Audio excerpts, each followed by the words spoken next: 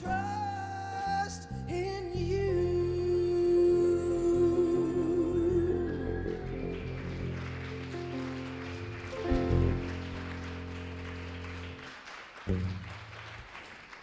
Thank you. You know, I love that song. And it's also interesting when we think about how unity holds this idea of what that you would be, right? So that you is, I want everybody to just look around at each other, because we're it, right? We are the you. We are the you. When I'm having a moment, anybody in here have a moment this week? Just one. When I'm having a moment, I turn to you.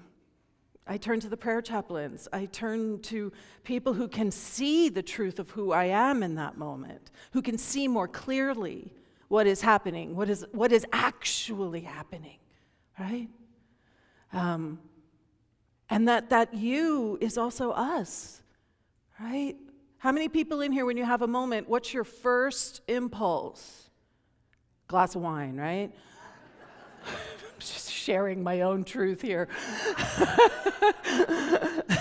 And the second thought, I'm going to go sit and meditate, right? I'm going to go sit. I'm going to go be still. I'm going to pause. I'm going to listen. I'm going to align myself. It doesn't mean that I don't have to have that I might not still have that glass of wine, but I'm going to be having that glass of wine from a different state of consciousness. Can you feel what I'm saying around that? So, we did that whole beautiful ritual with the new year and the 12 powers, and people were super excited about them, and I thought, let's do a series, right? Let's do a series. And specifically, again, practical application of these powers, so that it's not just an idea that's sort of living in our heads, like, oh, wouldn't it be great if we were all strong? What does it actually mean to embody the power of strength? So we're going to move for the next 3 weeks. We're going to do 4 powers a week. So we're starting with the inner architect of transformation, because in Unity we understand that the first place that we have to begin is ourselves. Like, you know, we're on the airplane, and you got to put the oxygen on yourself before you can give the oxygen to the child sitting next to you, right? Then we're going to look at how within ourselves we can activate change. Right? How do we get that energy of change moving? And then the final week will be, how do we actually bring it out into the world? This is the hardest part. What we would call the realization, right? And it's part of our prayer practice, is we realize truth. And what that means is that we find a way to make it real in time and in space, something that's measurable. Not just, oh, I'm going to send loving thoughts, which is a beautiful thing, don't get me wrong. But it's really hard to measure loving thoughts, yes? But I'm going to take my love, and I'm going to go, and I am going to buy food, and I'm going to drop that food off at a food bank. Is that more measurable? That's what we're talking about. How do we live it, not just think about it? So today, we're starting with the 4 powers of faith, strength, wisdom, and love. And let me be really clear about all of this. This is like 12 powers through Deanne's prism, right?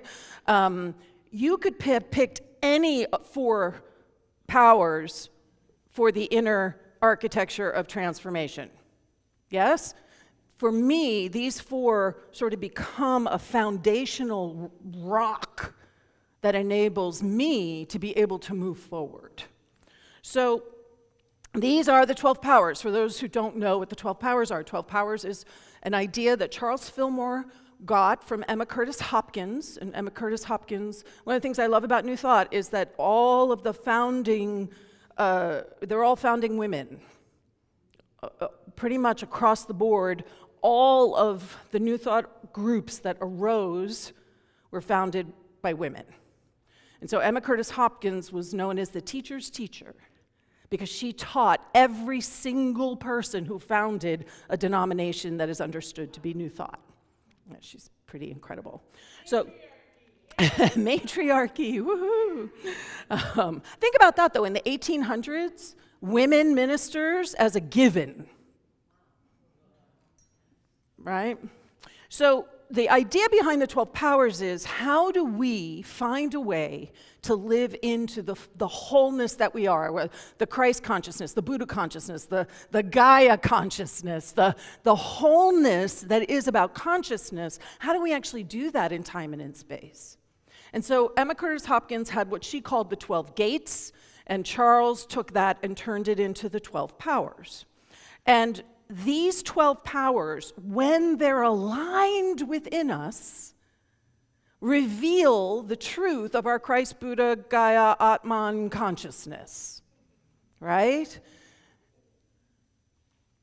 You hear me say all of them in balance together.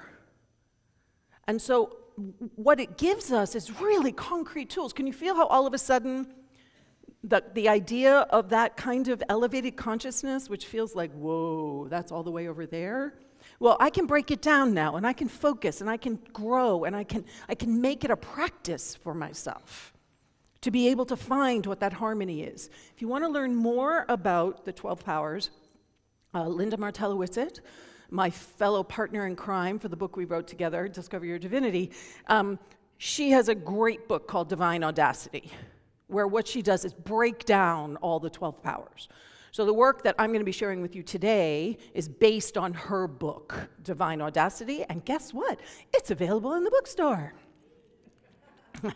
Christine's going to be so happy I said that, unless we don't have any in the bookstore, and then she'll be like, what are you doing to me? But we can order them for you. So again, we're looking today, this week, to how we can support inner transformation. We begin from here. We have a tagline, right? It's all an inside job. It's all an inside job. Because what's happening here within my beingness is everywhere present for everyone, available and accessible. So as I grow my consciousness, what becomes available in the world is that consciousness. And that's how we support each other to up-level what we might call, groupthink, right? Groupthink is always mediocrity. It's always the average. Nothing too radical, nothing too conservative. It's always going to be right there in the average. Are we here to be average? No. Nope. Right? Nope.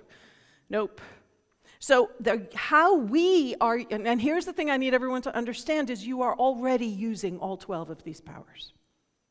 They're yours. It's not something you need to go find. It's not something you need to, I don't have faith. No, you do, but you have faith in the fact that you don't have faith.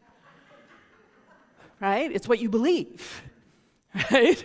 So how we use these 12 powers shapes how we see, interpret, and respond to life. And so we're going to look at faith, strength, wisdom, and love. And Charles has this very complicated color thing and points on the body. You can dive into that all you want, but I gave you the colors because it sometimes helps to think about what the colors are and what they mean for you. So faith is our ability to believe, to intuit, to perceive. Strength is our ability to endure, to stay the course and persevere. Wisdom is our ability to evaluate, discern, and apply what we know. And love is our ability to harmonize, attract, and unify. Can you already get a sense of how these 4 powers are going to work together? Right? So, as I have said, if you want to know more about faith, you can look at Advent Week 1, which is always the Sunday after Thanksgiving, if you're looking on YouTube for it, where we always begin from faith. And we begin from faith because it's bare, right? There's nothing there. Anybody ever feel like that? Just there's nothing there to grab hold of? That's a belief that we have that there's nothing there to hold on to. Everyone just breathe into that with me for a second. We are exercising our faith all the time. We have faith that we can't pay our bills. We have faith that we'll never find another job.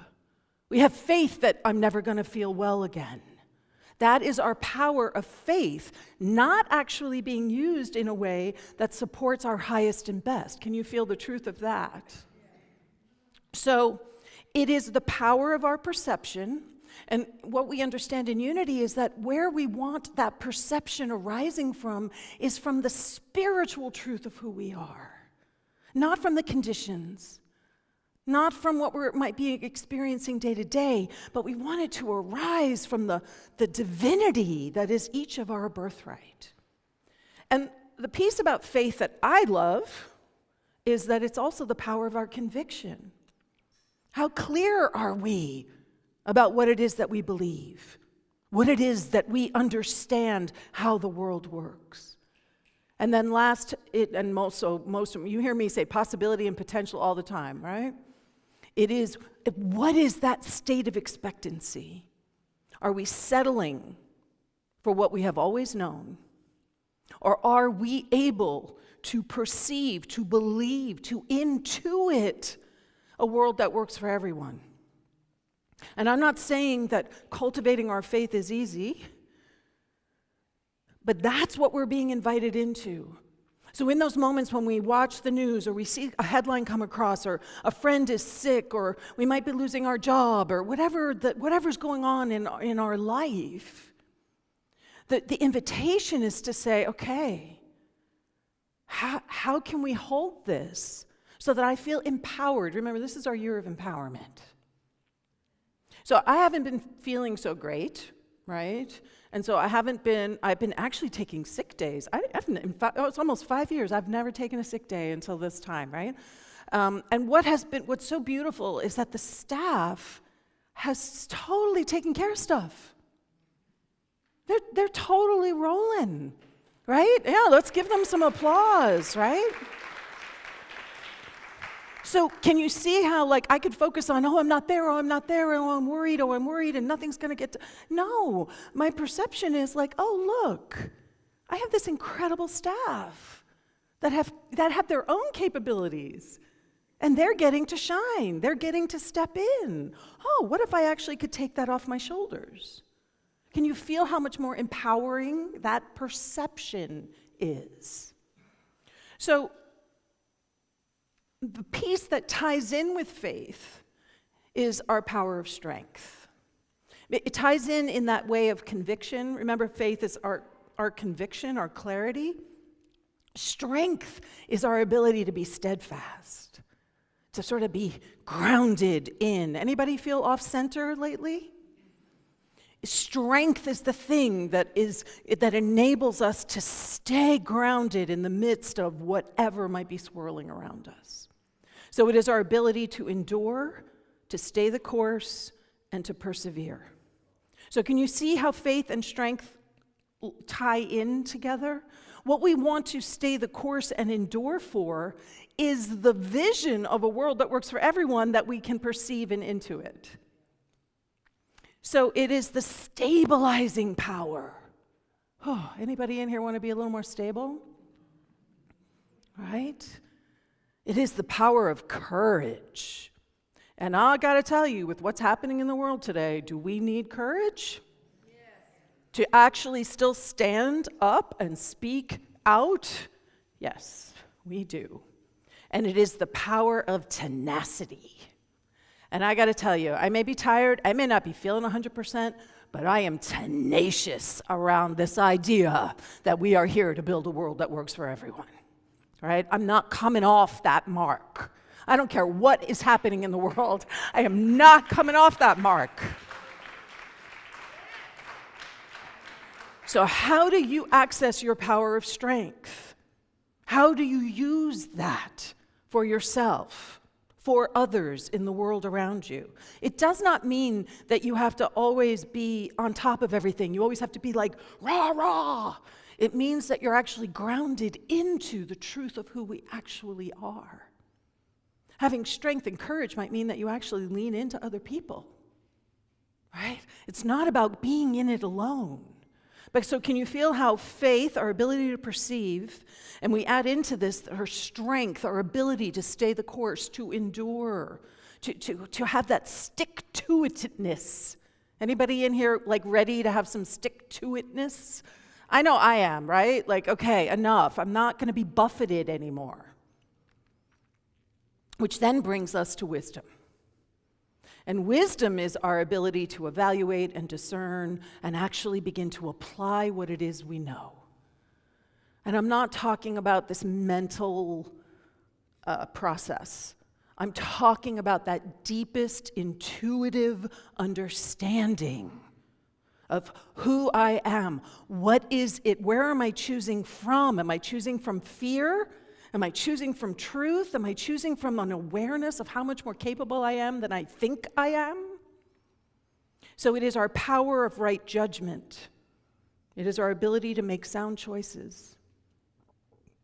It is the power of discernment so that we can listen beneath the logic. How many people in here, like the logical decision would have been to do A, but instead we did triple Z 1, 2, 3, and that was actually the best thing we could have done? That's our wisdom guiding us, supporting us, and then it's rooted in our power of intuition. That there is an inner compass that we have, that if we are practicing listening to it, it will never fail you.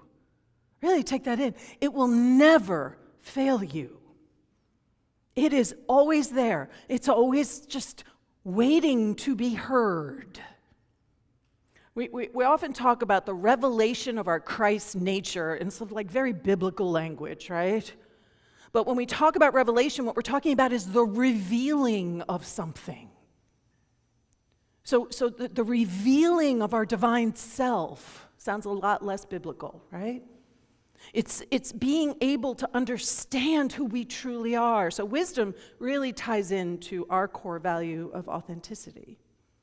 Knowing who we are, understanding who we are, choosing from who we are authentically.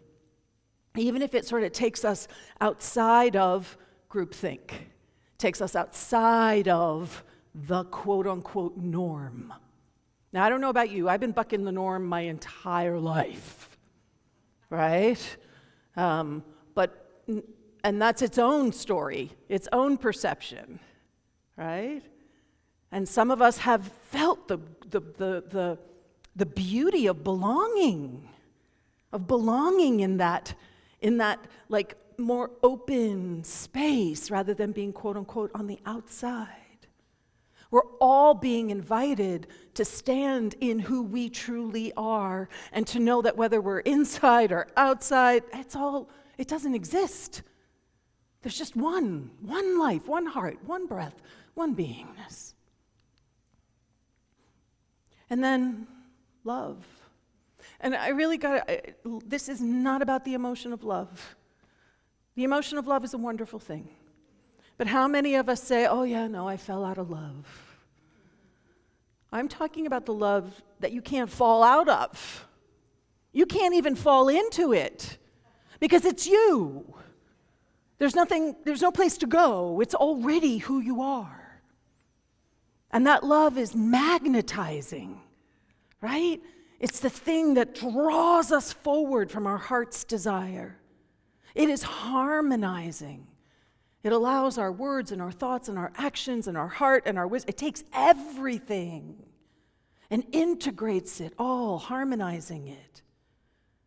And it is the power of unity. It is our ability to remember that there is no difference between us and them. There is nothing separate from me. There is no bad guy. There is no good guy. Breathe with me, because I have been really having to sit with this. And my practice last night was to obviously holding everyone who's hurt and in pain and afraid, but also holding those ICE agents that their hearts can hold, that they're not broken by the misalignment, right? That they're able to heal, into something that is about more love and more empathy and not about more separation. because they're not separate from me. Anybody in here ever been so afraid that you just did something instinctively and intuitively and like all the pressure and all the tension just building and building and building? There is no excuse for what happened. And can we be a compassionate presence that isn't just on one side of the fence? And I know that's really hard to hear. I've been struggling with it myself. That's the practice, right? That's the practice. What do we really believe? If I really believe that we're all one, then no one is separate from me. Welcome to my world.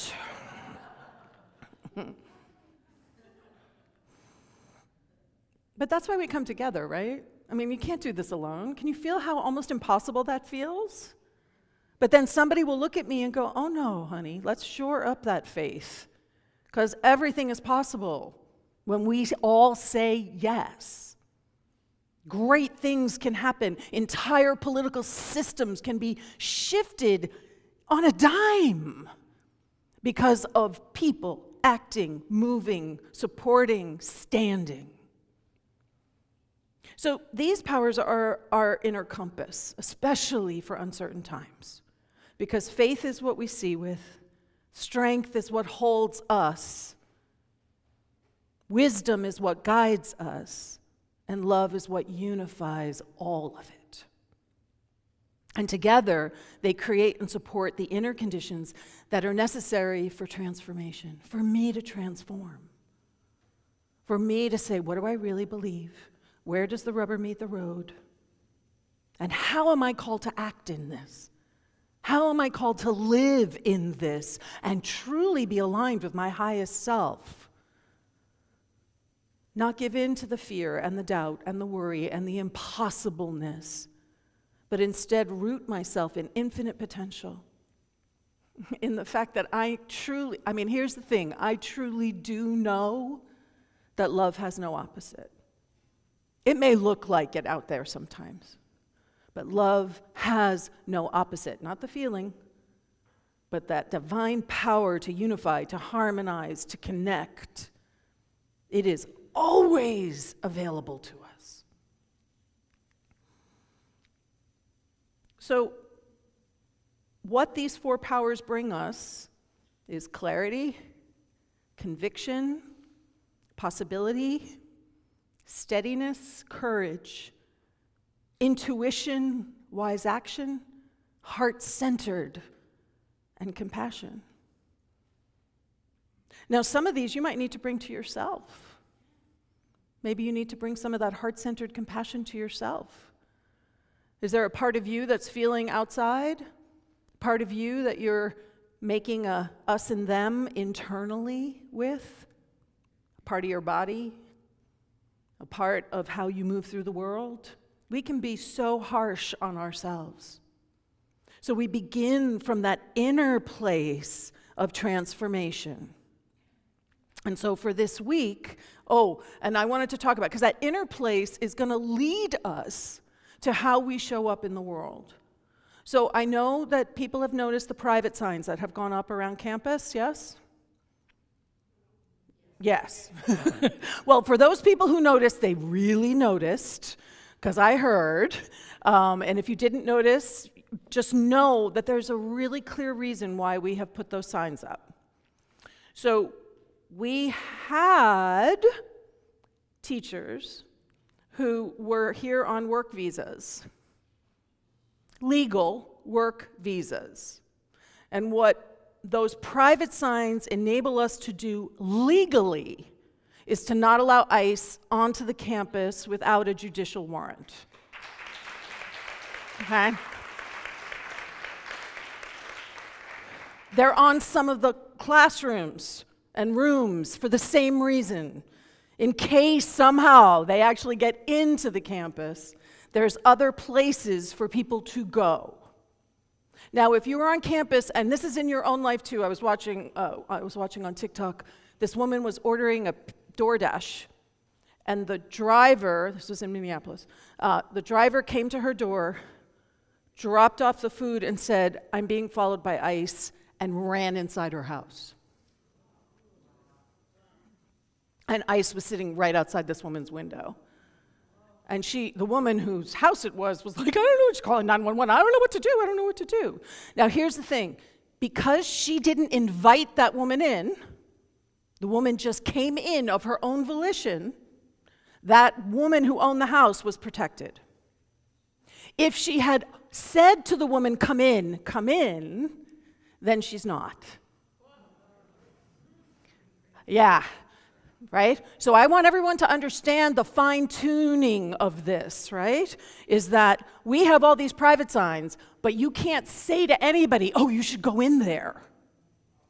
People, and we let people know on campus, you can go there if you need to go there, but we can't invite people there. But if we didn't invite them there, and they're there, we do not have to let ICE in. Okay? So this is part of it. Like maybe that's part of what you get to do this week is bone up on what your rights are, right? Understand what you can do and what you can't do to create a safe space for you as well as for the people that we're trying to support through this very difficult time. So Rachel, who is a light in the world, her and her father, from El Salvador, they both had work visas, which on a Friday night at 9 p.m. standard to our time, so midnight around the rest of the country, on the news, nobody got anything official. Nobody got a letter, nobody got an email. On the news, it was put out that those work visa programs from these certain countries had been canceled, and people needed to leave within 30 days. I mean, that's how it played out. So she and her father decided that, these are people who did the right thing. These are people who filed all the right paperwork. These are not law-breaking persons, right? She and her father, even though there's court things going on and, all kinds of stuff to try and stop it, and her parents, they were just like, we're going to go back to El Salvador, which broke my heart because she is an incredible gift at Hamilton Montessori School. Cindy, our fabulous Cindy Acker, found a 1-year Montessori training program in El Salvador that she was able to get Rachel and her father enrolled in, and at the end of that year, they will be eligible for a work visa to come back.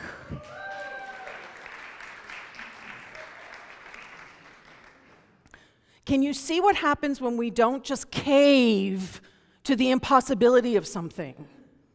When we don't just go, what are we going to do? She's got to go back to El Salvador. There's nothing we can do. You try saying that to Cindy Acker. There's nothing we can do. That woman will just kind of look at you like, oh yeah, let's come with me, right? Come with me because there's plenty we can do.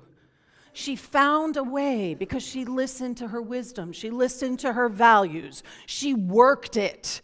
She was on the phone with senators and congressmen, and she was working it. And she found a way to not just support Rachel, but to also support her father and to support Hamilton Montessori. It's win-win for everyone. In case you don't know, there's a severe shortage of Montessori teachers, which is exactly why they will be able to come back into the country, because there are no Montessori teachers. It's a dire shortage.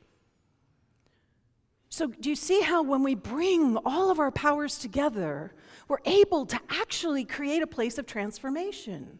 And if Cindy had just sort of, that's what the government decided, then Rachel and her father and us would be losing out on something that is possible. So here's your practices for the week, right? For faith. Notice where you feel small and limited. You know where it is, right? Choose to see infinite potential and speak from possibility. It's really important that you don't just sort of keep it all in your head. You have to speak it. That's an act of making something real. Sound waves are measurable, right? They are. That's why we believe our affirmative prayer practice is to speak aloud, to speak the word, because we're making something real through our actual vocalization of it.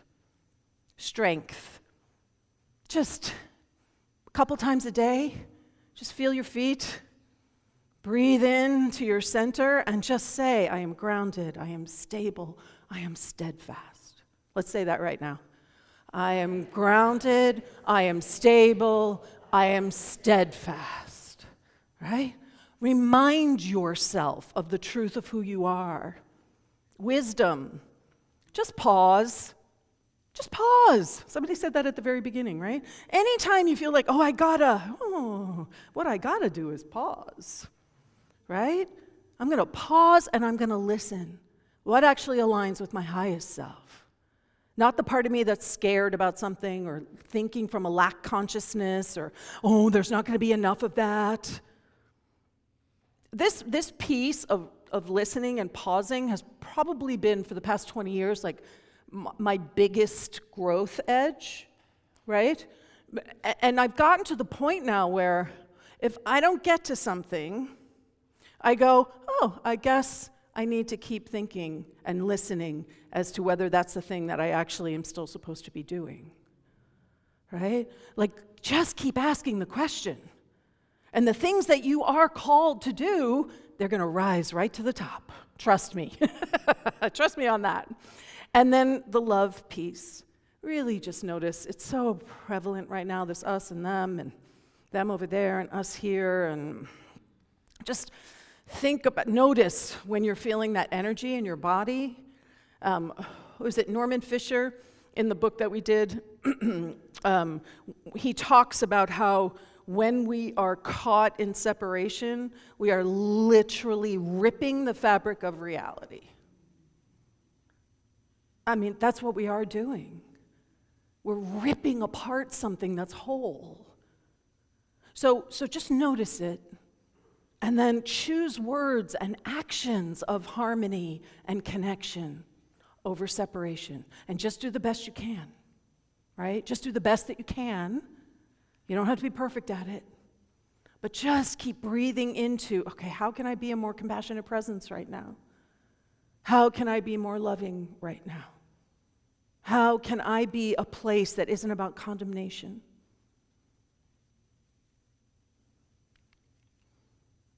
Enough? Did I give everyone enough to think about?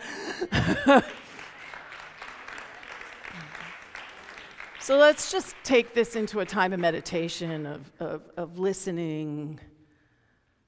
I know that was a lot. But remember, we're beginning with inner transformation. So small baby steps, that's all you got to do, small baby steps. You don't need to take on all of the giantness that is what's happening in the world. Small baby step for myself. Do I wake up and think thoughts of separation? How do I realign myself? Do I wake up and worry that there's not going to be enough time, enough money, enough love, enough? Breathe and reactivate my faith. What is possible in the world and the realm of infinite potential? What is possible? And what if I actually believe in that?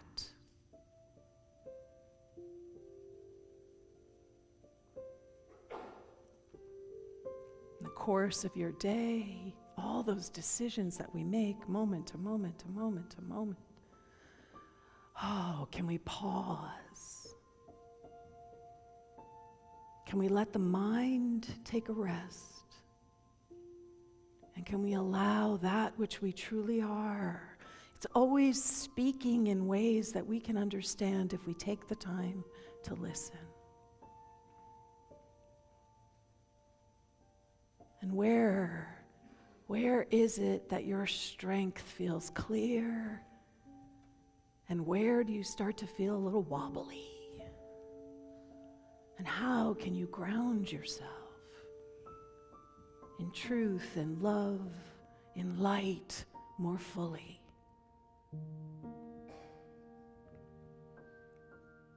So let's just rest here.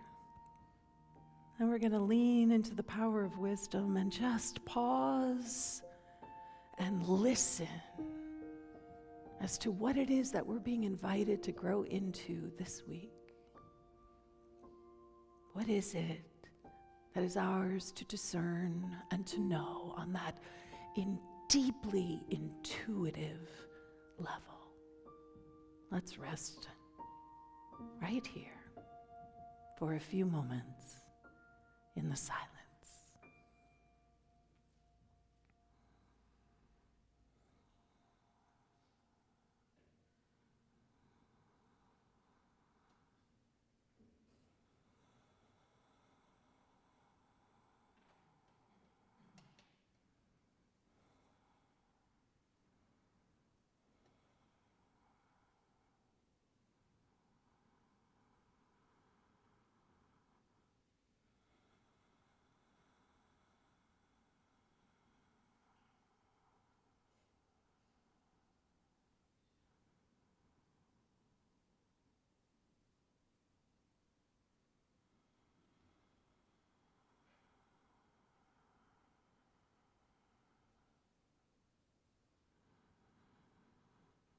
How good it is to know that just by creating space,